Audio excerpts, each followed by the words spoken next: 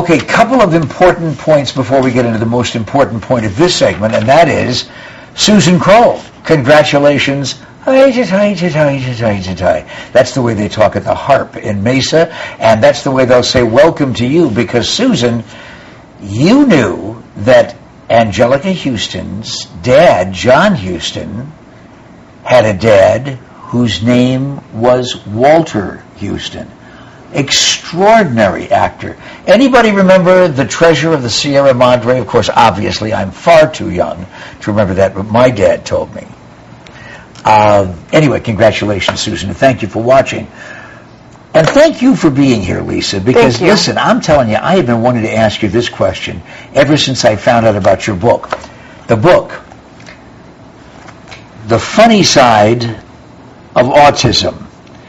And the question, of course, that causes me to welcome the author of this book is, what can be funny about autism? I don't laugh a lot when I hear that word. Right. I always like to start off by saying there is nothing funny about autism.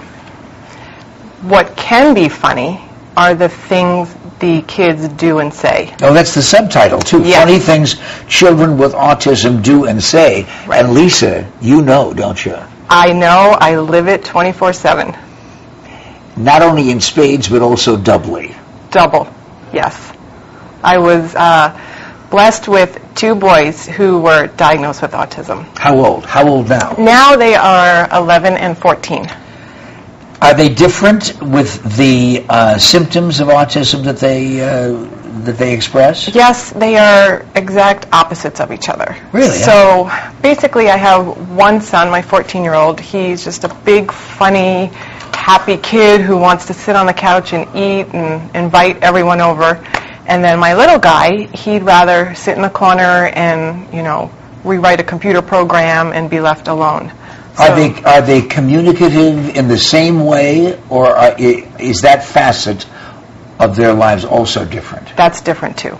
My older boy pretty much never shuts up now. So we went through a period of time where we didn't know he was going to talk, and now you can't get him to stop. Is that as a result of treatment? Yes. I believe it's kind of probably would have came a little bit, but there were some intensive therapies we did along the way. You know, we've been doing this for almost 14 years, so we've come a long way. A lot of progress.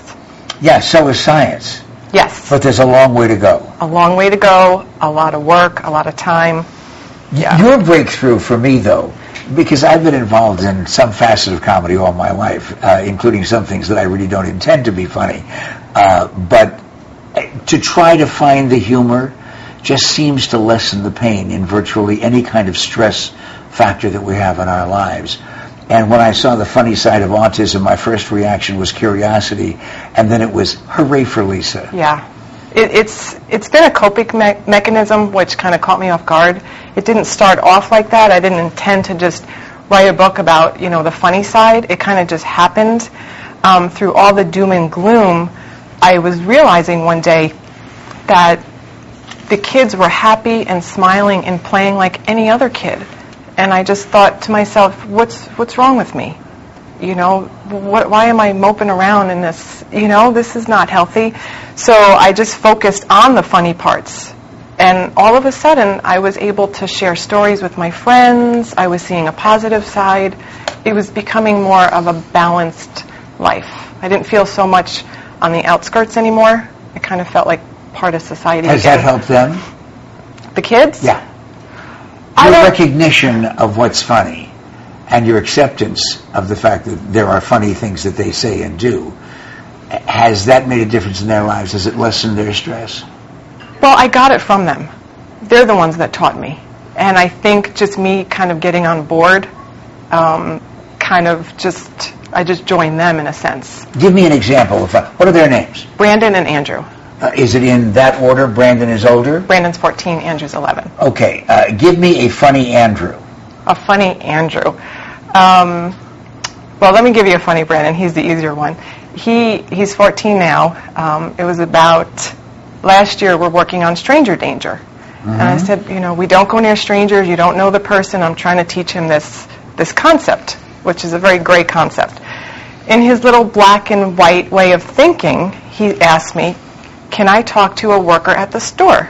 Oh, of course. If you need something, you can ask. That's a really great thing to do. So he goes to me, he goes, Mom, he goes, so I can talk to strangers if they're getting paid?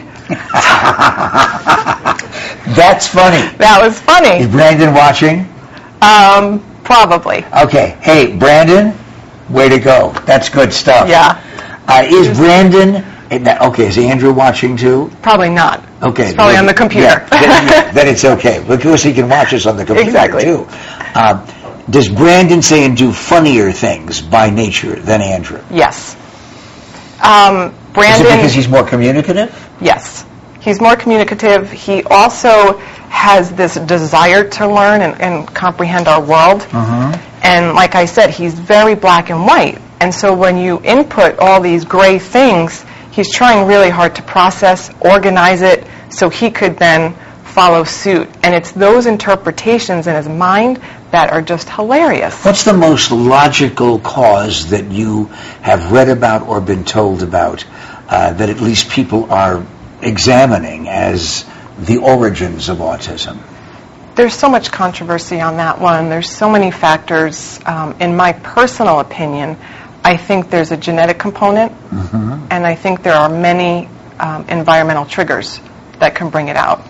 You know, recently, as a matter of fact, there's some research, and it's only research at this point, that moms, in some cases, taking some antidepressants. It was the latest thing I just read. Yeah. But it seems as if something comes up every month or so. There's a new theory every month. You know, the big controversy was the vaccinations, then it's the antidepressants. And when I look at my kids, having 2 kids on the spectrum, and I look at all these theories, and none of them really fit us.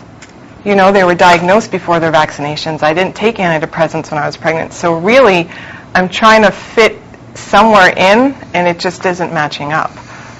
It just seems to me, knowing a number of parents of children with autism, that this has got to help mom and dad, too, because virtually every parent that I know with a child that has autism or is autistic probably would have the same reaction that I did initially when I saw the book. Oh, yeah? Hey, Lisa, my life ain't funny. Exactly. I have to say, this book isn't just my stories. This is from people from all over the country, some other countries. When I put it out there, like I said, the response was overwhelming. And out of the thousands of positive, I maybe got 2 negative, kind of like you're questioning about it. And when I further explained, they kind of sat back and said, you know, you're right. If any parent can laugh at their kid, why can't I laugh at mine? Hey, it's the universal healer. And I thank you so much for being the doctor of autistic humor. Thank you. Lisa Masters. Where's the book available? BarnesandNoble.com, any Barnes & Noble store across the country. And, of course, Amazon. And, of course, Amazon. Her name is Lisa Masters, and she's still smiling. This is Pat McMahon. Stay with us.